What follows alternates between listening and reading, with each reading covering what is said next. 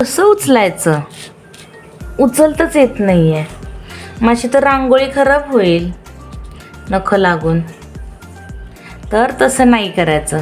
ही अशी टूथपिक घ्यायची, टूथपिकने असं थोडंसं त्याला वरती उचलायचं आणि अलगदपणे उचलायचं. हे स्टिकर नाही आहे, ही खऱ्याखुऱ्या रांगोळीपासून बनलेली रांगोळी आहे. त्यामुळं ह्याला स्टिक कुठं होणार नाही. तुम्हाला जर स्टिक करायचंच असेल तर तुम्ही स्टिक करून घ्या. इथे गम लावा, डबल साईड टेप लावा.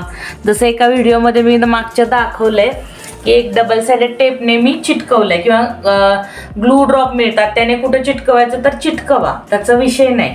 पण जेव्हा तुम्ही असं ठेवताय खाली काहीतरी रांगोळी बॅकग्राऊंड, मग तुम्हाला कोणतीही आपली एसबीएस क्रिएशन्सची रांगोळी उचलायची असेल तर अशी तिला टूथपिकने असं खालून थोडंसं सपोर्ट द्या.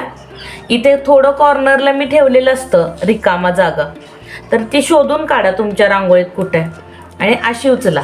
असं उचलायला गेलं तर ह्याच्याने उचलता येणार नाही, किंवा मग तुम्हाला असं काहीतरी करून मग ते खाली रांगोळी काढलेली तुमची विस्कटून जाईल ना. तर ही होती आजची टिप ऑफ द डे.